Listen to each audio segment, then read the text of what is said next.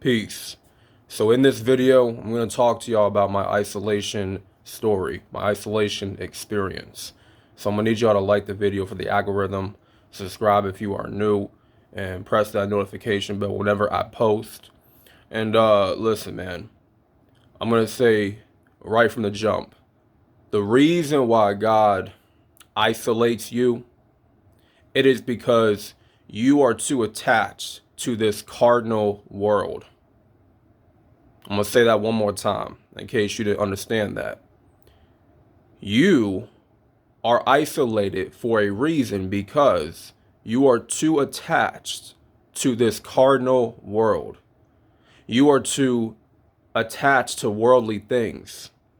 You see, when you choose worldly things and you choose people, you love your family, your friends more than you love God Himself, that is a terrible thing to do in front of Christ, is to love people more than God. Because God looks at that as you are choosing these people over Him. And you should always be seeking the Most High in anything that you do.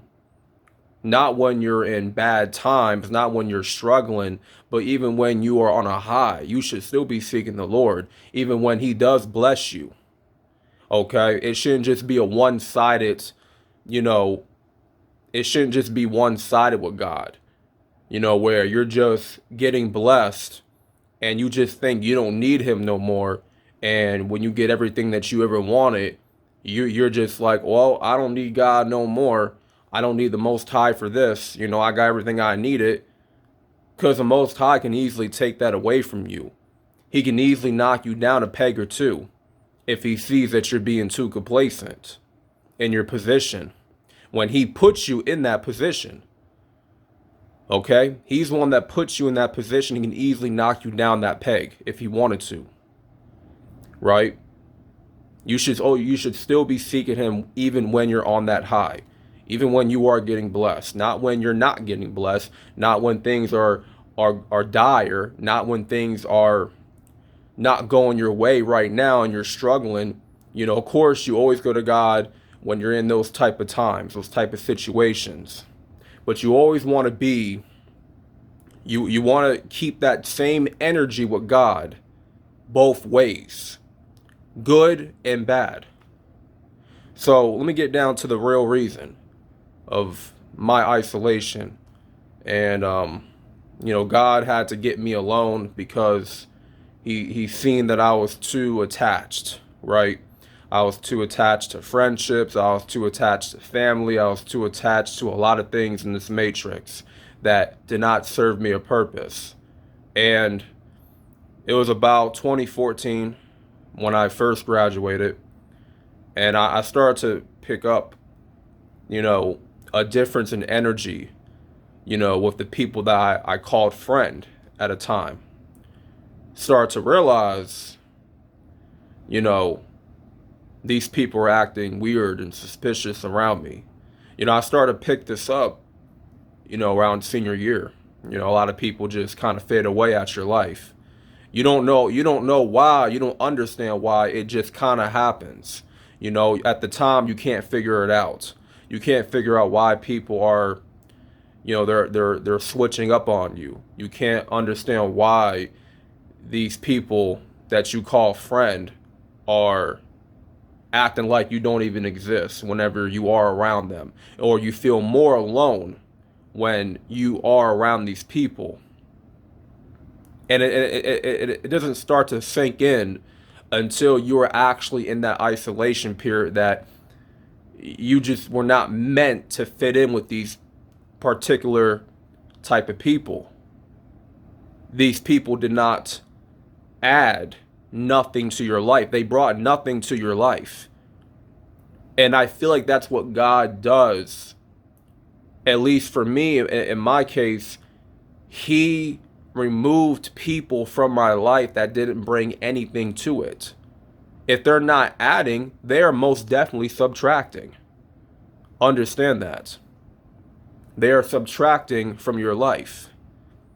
And in this case, I had a lot of people in my life subtract, subtract, subtract. They're taken away. They're taken away. They're taking away the energy. They're taking away the, you know, they're taking away the good parts about me, because their life is so miserable and their life is dark. They're confused. They're filled with misery, and misery loves company. You already know that. So any misery that was around me, it was going to reflect into my life. It was going to pour into my life in some way.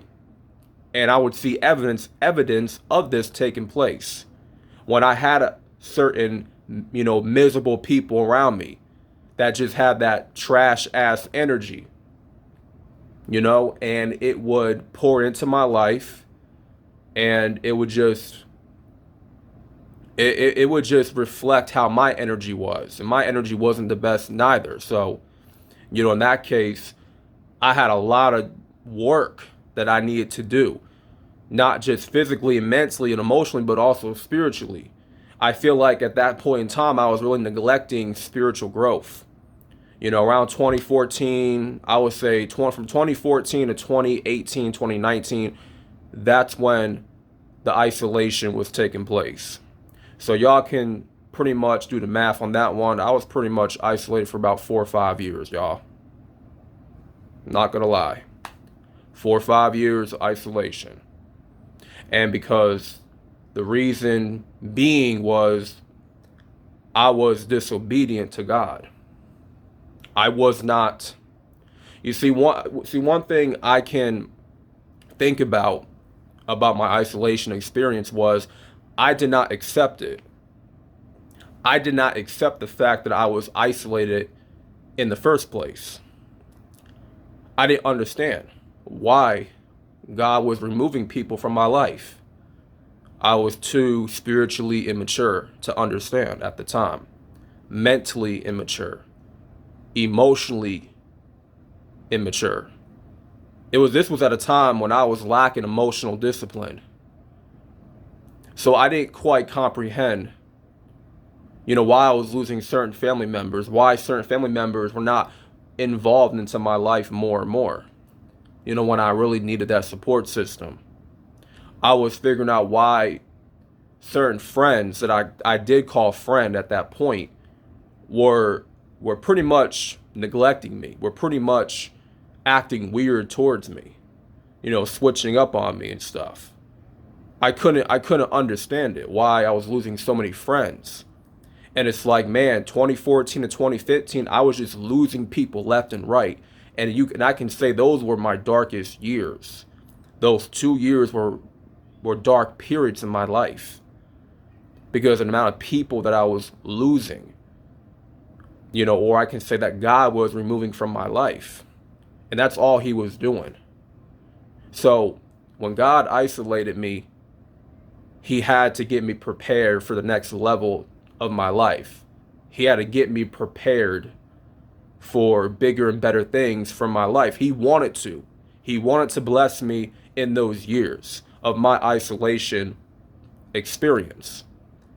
But my mindset at the time and how I was wired, it deflected God's plan for me, right? I was deflecting God's plan. How I was wired at that point, I just wasn't going to accept being isolated and being a lone wolf and being cast out from society. I didn't embrace it. I did not embrace it, y'all. I was trying to go against it.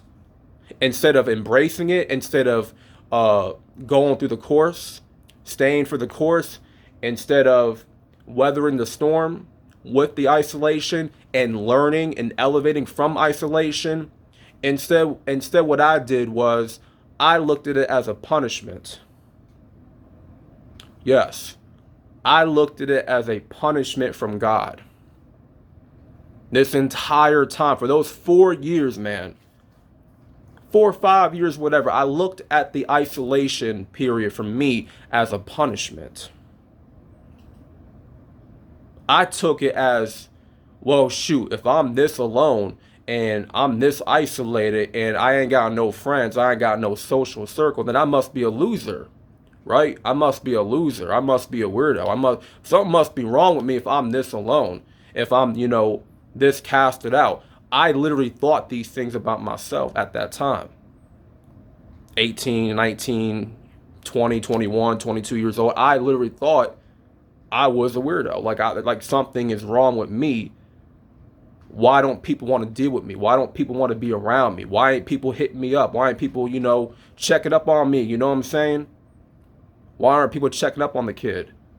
That's what I was thinking in my head. Like, yo, if I really ain't got no social circle in my life, and I ain't got people really rocking with me like that, then something must be wrong with me, right? In my head, I'm thinking this, like something must be wrong with me.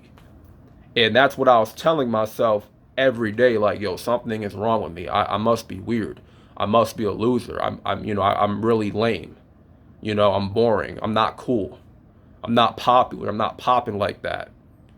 And I had evidence of this, social proof of this in high school, middle school on top of that. So this was adding on to this like self-belief about myself, this belief about myself that, I am a loser out here. I was down bad in that sense to where this would become my reality. These thoughts, these dominant feelings will become my reality.